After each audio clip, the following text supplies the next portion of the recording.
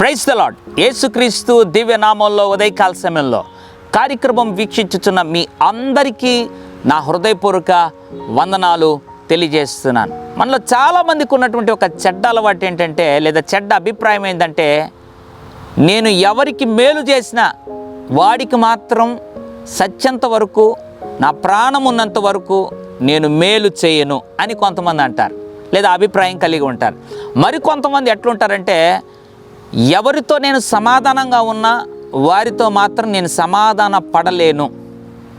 కొంతమంది అయితే వారికి ఉన్నటువంటి ఆ యొక్క అనాలోచనలతో మాట్లాడే మాటలు ఏంటంటే, ఒకవేళ దేవుడు నన్ను నరకానికి పంపించినా పర్లేదు, నేనైతే వారితో సమాధాన పడలేను. ఎంత బుద్ధిహీనమైనటువంటి మాటలండి.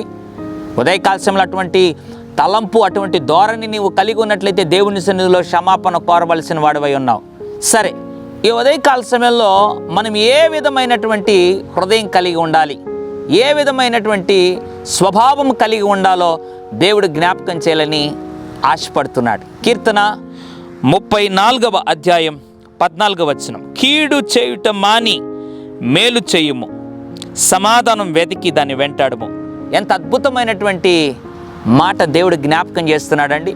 దేవుని ప్రజలు ఎప్పుడు కూడా, ఒకవేళ ఎవరైనా మనకు కీడు చేసినా మనం లోకస్తుల వలె వారికి కీడు చేయకూడదంట. కీడు చేయటం మాని, లేదా చేయాలన్న ఆలోచన మాని మేలు చేయాలి. ఉదయకాల సమయంలో చాలామంది బహుశా నీకు కీడు చేసి ఉండొచ్చు, కానీ నువ్వు మాత్రం కీడు చేయాలనుకోకూడదు. ఎందుకనంటే దేవుని బిడ్డవు కాబట్టి నువ్వు వారికి మేలే చేయాలి. నువ్వు చేసేటువంటి ఈ మేలుకు తగిన ప్రతిఫలం ఒకరోజు తప్పనిసరిగా దేవుడు ఇస్తాడు. రెండవదిగా, సమాధాన పడను, వారితో మాట్లాడను, వీరితో మాట్లాడనని నీవు ఎప్పుడు కూడా తలంపు కలిగి ఉండకూడదు, ఎప్పుడు కూడా ఆ పట్టుతో ఉండకూడదు. ఎందుకంటే అది మనకు ఆశీర్వాదం కాదు. దేవుడు అంటున్నాడు, సమాధానాన్ని వెతికి దాన్ని వెంటాడు. అంటే అర్థం ఏంటి? సమాధానం వెతికితే కూడా దొరికేది కష్టం. ఈ ప్రస్తుత దినాల్లో అపవాది ఆ రీతిగా వాతావరణం సృష్టిస్తాడు. అందుకే వెతికి దాన్ని పట్టుకో అంటాం లేదు, వెతికిన తర్వాత కూడా వెంటాడు అంటున్నాడు. అంటే వెతికినా అది నీకు దొరకకుండా దూరం అయిపోతూ ఉంటుంది, కానీ నువ్వు వెంటాడాలి, వెతకాలి. ఆ దేవుని చిత్తం.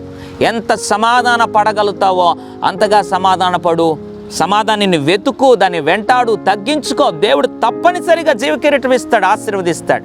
రెండు అద్భుతమైన స్వభావాలు మనలో ఉన్నాయా పరీక్షించుకుందాం. మొదటిగా, కీడు చేయటం మానాలి, మేలు చేయాలి. రెండవదిగా, సమాధానాన్ని వెతకాలి, వెంటాడాలి. ఆ కృప దేవుడు మనందరికీ దయచేసి మనల్ని ఇట్టి ఆధిక్యత మనకు దేవుడు అనుగ్రహించి సాక్షులుగా నడిపించునుగాక.